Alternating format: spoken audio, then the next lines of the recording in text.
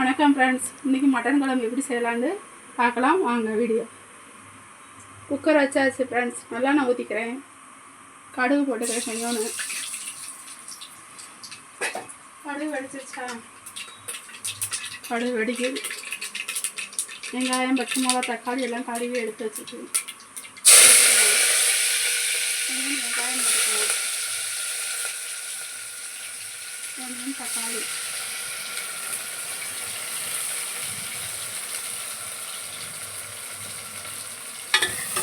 நல்லா வணங்கட்டும்.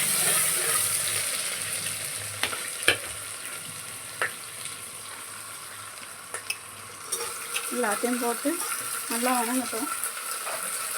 நல்லா வதக்கி விட்டுக்கலாம். கொஞ்சம் உப்பு போடலாம் ஃப்ரெண்ட்ஸ்.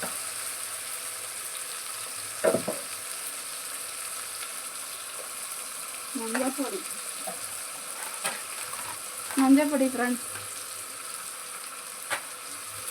நல்லா போட்டு வணங்கட்டும்.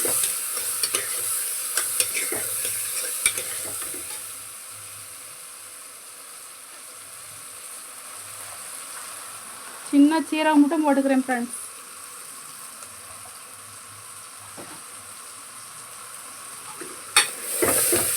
சின்ன சீரகம் மட்டும் போட்டு நல்லா வணங்கிருச்சு பாருங்கள்.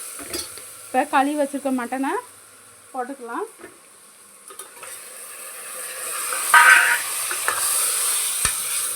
நல்லா கறியை நல்லா ஒரு வதக்கி நல்லா விட்டுடலாம்.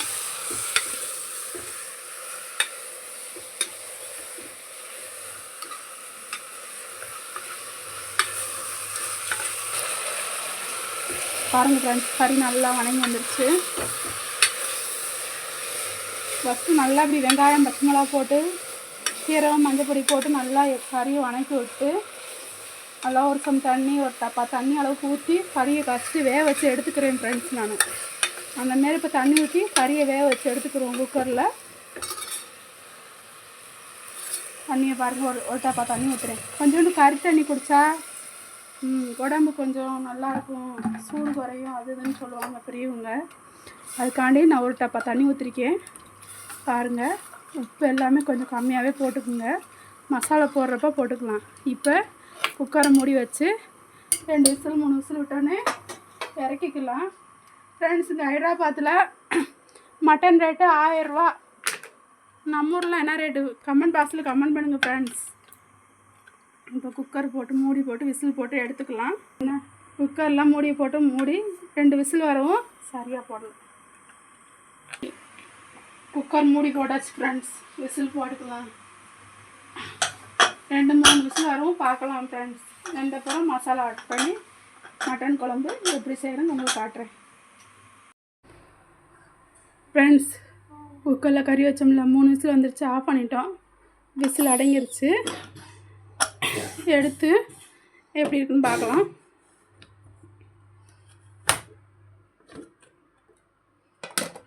ஆவி பறக்கு பாருங்கள்.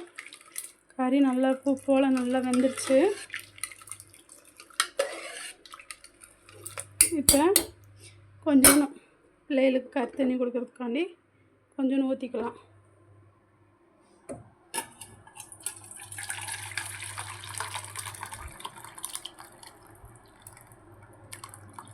கொஞ்சம் கறி தண்ணி இருக்கட்டும் ஃப்ரெண்ட்ஸ், அதான் குழம்பு நல்லா டேஸ்ட்டாக இருக்கும். இப்போ ஒரு தாளிப்பு கொடுத்துக்கலாம். அடைச்சட்டி வச்சுக்கலாம் ஃப்ரெண்ட்ஸ். தாளிப்பு கொடுக்கறதுக்கு கொஞ்சமாக ஊற்றிக்கலாம். அப்போ கொஞ்சம் தாளிச்சு விட்டுருந்தோம். கொஞ்சமாக எண்ணெய் மட்டும் ஊற்றி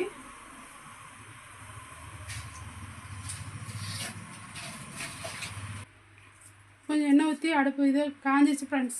கொஞ்சோண்டு இஞ்சி பூண்டு சீரகம் மட்டும் தட்டி போட்டுட்டு தாளிச்சுக்கலாம்.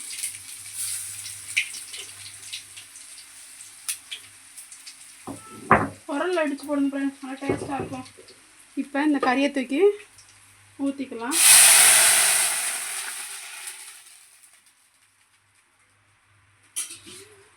செம்மையாக மணமாக இருக்குது.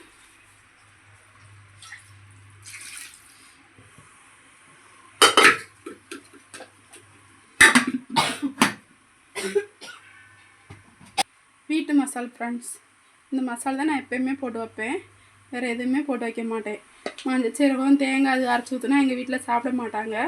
உங்கள் வீட்டில் சாப்பிடுவாங்கன்னா நீங்கள் அரைச்சி ஊற்றிக்குங்க.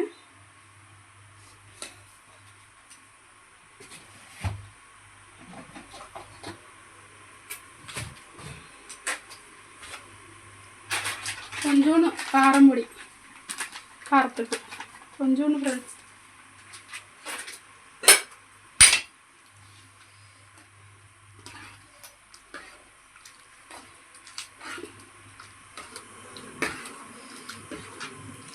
பாருங்கள், இந்த மசாலா நல்லா கொதிக்கட்டும். வீட்டு மசாலா தான் போடுவேன் ஃப்ரெண்ட்ஸ். மல்லி எல்லாம் சின்ன வெங்காயம் ஹைதராபாத்தில் இல்லை, அதனால் பெரிய வெங்காயம் மட்டும் போட்டு இது பண்ணது.